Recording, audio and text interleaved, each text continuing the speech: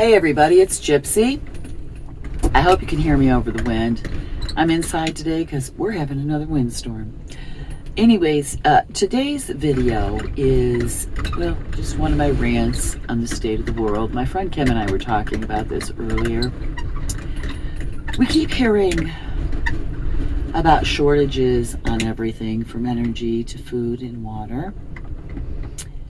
And for many years now, I have been thinking, I don't believe it's really true. I believe that planet Earth was created with everything that every being, including humans, need to survive. It's a planet of abundance. Now, the only reason we have, lack is because somehow we manifested as a mass consensus.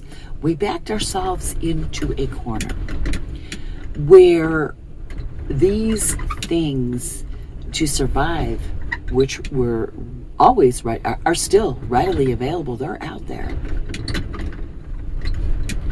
are for free. Just like every other animal and creature on this planet, they don't pay to live. They don't pay for their food and water. They just go out there and get it. And we used to do that too at one time, believe it or not. Our ancestors way back. But somehow we decided that we had to do things the difficult way, have somebody else, produce our food and the water and everything else to the point we had to pay for it. That is the only way there is lack. And we backed ourselves into that. Now, yes, the water system has been messed up. Okay, I remember as a kid, my dad would take us on these nature walks and teach us things. Like, should we ever get lost in the woods or whatever? And I remember one time, we were looking at my dad's talking about it now. I could hear him. He's dead. That's why. If he were still alive like my mother, he'd be in Ohio and I couldn't hear him. Anyways, wouldn't that be nice? Anyways, we were on a walk in the woods and there was a creek. I don't care if you call it a brook. It's not being annoying. With rocks in it, and it was moving. The water was moving and trickling over the rocks. My dad explained the rocks filter the water, so there's natural filtration. And yes, it has been polluted. But I think, as a mass consensus, if we created this, we can uncreate it, which the chaos that is going on in the world today is us uncreating it, believe it or not. It's hard when it's breaking. You have to break it down to build it back up the way you want. And that's difficult. It's painful. So that's what's going on right now. But we need to remember that the Creator gave us everything we needed, just like everyone else. And don't believe the bullshit lies with these mythical stories. Humans did something wrong, and so we have to pay for our food. If that story is true, what the Creator meant was we needed to work to live, not to work for others, to receive money, but to work your land, get your food, hunt, harvest, forage, things like that. Build your shelter, take care of that, take care of your family. I believe that's what was meant. Not you have to go work for someone else and slave for that person so that you could get a little bit of money that never goes very far because, the governments take such a huge chunk of it, you're not getting everything that you worked for. But Earth is still a planet of abundance. It really is. And that's where we've gone wrong, is thinking we have to pay somebody else for this stuff. You could go out and forage for your own food. You could grow your own food. You could hunt. And I know there are laws about that, but you know what? We allowed the governments to get too much control of our lives. The natives, at least in America, I think all natives all over the world knew How to hunt and forage without depleting the land and the animals. One of them was gratitude, first of all. Uh, you made a kill, and not that you had to really say anything, but it's the vibration that you give off of gratitude. Okay, now I don't want to get into anything spiritual. That kind of gets a little complicated. I'm not going to talk about that today. This contract between you and that animal. But they knew how to do it. And we have lost our ancestral knowledge. Now, yes, I am a witch. I believe very strongly in ancestral knowledge. We've lost it. We've lost our connection with our ancestors and how they used to do things. So it was very, very easy for the elites to get control of us by saying, we'll do it for you, but there's a price. Price was money, and now they have control over us. So yes, all of the resources we need, and I'm talking need, I am not talking wants, okay? That's a different thing. I'm one of those people who believes the more simple life is, the happier I am, and it's true. Um, so this thing with famine, starvation, food shortage, it's a food shortage because they are keeping it from us. I remember the beginning of this year, the food plants were being blown up or destroyed in some way. I don't know what they were doing. I could get in trouble for saying what I just did. Yeah, but somehow these food plants were being destroyed. Well, that was happening to so many of them. Well, it does make me suspicious. It's called critical thinking when you get suspicious when you see something like that. Critical thinking is a good thing, actually. Yeah, this smoke I have some incense burning. So no, there really is no lack. I remember, most of my life, I would say all my life, I've always wondered, all right, you go to the grocery store, you have a dishwasher, all these modern conveniences. And a lot of times I would think to myself, well, we do it this way now, but how did our ancestors do it? Now, in my case, a generation and a half ago, because my grandparents, what I'm getting from them is the first half of their younger years, there weren't these modern conveniences, but how we, with technology, like in my life, my first half of my life, we didn't have this technology, computers and this phone I'm looking at. But all of a sudden, in my adult years, the second half of my life, boom, they're all here. Well, that's what happened with my grandparents. It started out, horse and buggy you had? Yeah, they had horse and buggy. Oh, my grandma, who was born in Chile, she says in Chile they had horse and buggies. They didn't have a car until they got to the United States, which you were, what, 13? She was 13. And, it just sped up from there. And my paternal grandparents living in a rural area, they didn't even get electricity, what, right before I was born? Yeah, right before I was born. I was born in 1964. So the first half of my grandparents' life was much more simple. And the second part, all of the new modern conveniences came in. So I always think to myself, and it was very recent in my family, well, in my age group, I'm sure it's recent. My grandparents and my great-grandparents and my great-great-grandparents, how'd they do it? Now, how this started, I'm going to bring in my abuelita again, my grandma from Chile. I used to sleep over my grandparents' house all the time, right, Dan? I couldn't stand being at your house. I was a grandma. Anyways, I had forgotten my toothpaste one weekend when I stayed there. I remembered my toothbrush, but both my grandparents wore dentures by this time. So they didn't have toothpaste in the house.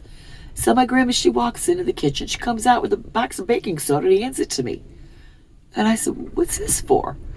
And she goes, to brush your teeth with. This is what we always used before they invented toothpaste. It was that moment in my life as a little girl, and I was real tiny, that I started thinking that, well, if this is how we do it now, then how did our ancestors do it? How did my grandparents, my great-grandparents do it? This is the way everybody needs to start thinking. Because with this lack thing going on, which really is just an illusion, you have to think that way. All right, if this, for 2 years, 3 years now, I go into store, and I used to travel up until this past June. Anywhere I went, that I traveled and I went into a store, the shelves were empty. So you have to start thinking creatively. How did my ancestors do it? And don't think you cannot access that knowledge. You don't have to hear them verbally. They can put the idea in your head. They can show you, it might, if most people, it comes up as a thought. Oh, that's a good idea. Well, a lot of times it's one of your ancestors telling you how they did it. This is the way we need to start thinking. If we have to get away from Big Brother providing for us, okay, we do. Because when you rely on someone, I don't want to say someone, I want to say more like a big organization, government, corporation, whatever, you're at their mercy. They can control you, and they do very easily. But when you're independent and self-sufficient, no one can control you. Now, I'm not saying not to rely on other people. I believe very much in working together as a community. Very much. So this is what we have to go back to. There really is no lack. Lack is an illusion.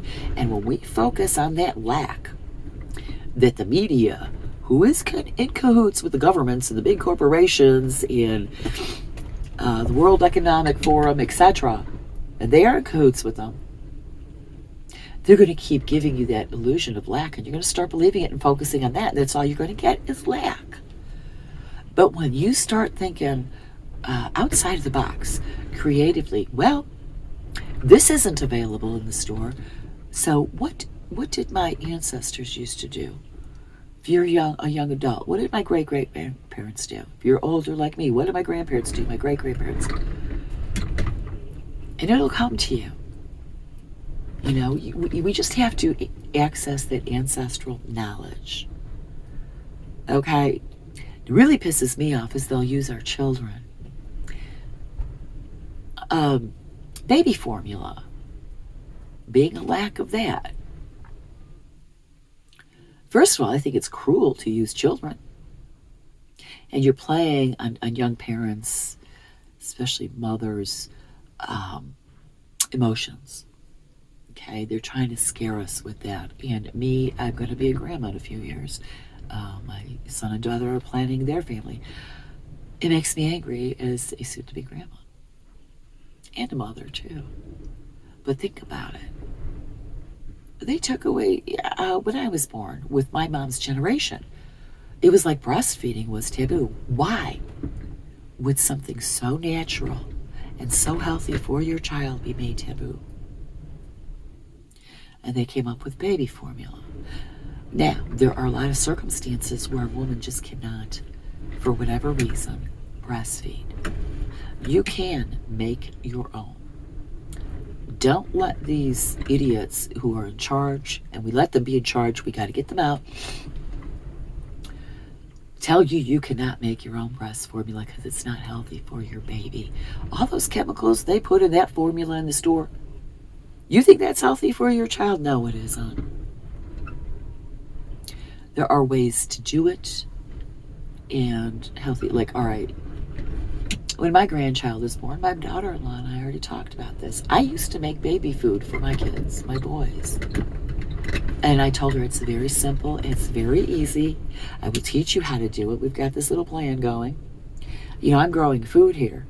I said, you know what? Nona, grandma here, is growing food.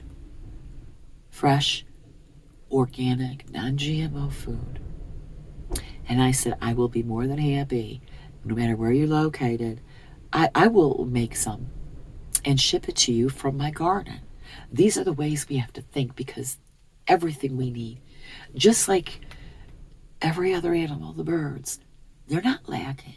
Neither are we. We've just been too reliant on those we never should have trusted. You know who you could trust the most to take care of you is yourself. And you know who you can trust the most to take care of your family is you. We need to stop this shit. We have an abundant, beautiful planet. It is gorgeous. You get out of that damn city and suburbs and look around, and you will see the beauty and the abundance of this planet, and you will be in awe. And that's when you realize This is why I love to live in nature. I love nature. I can see it. I'm in the high desert and I can see what's available.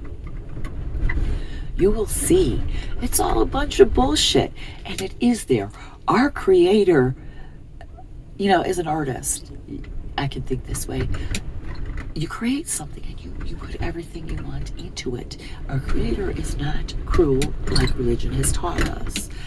Our creator created this planet and gave us everything we could possibly need to survive. And yes, our creator really doesn't get involved. Our creator experiences with us. There is no punishment. There is no our creator telling us or manipulating us. We are not the creator's chess pieces. Our creator is experience what we're experiencing through us. So there is no judgment involved. But when the creator created this planet, the creator made sure everything was there for whatever being was created on this planet to survive. So we need to start thinking and manifesting the abundance. It is there. When you start thinking outside of the box that they put us in, you're like, wow, all this stuff is here. We don't need them. So just a little food for thought. I'm going to leave you with that. Blessed be and make it a joyful.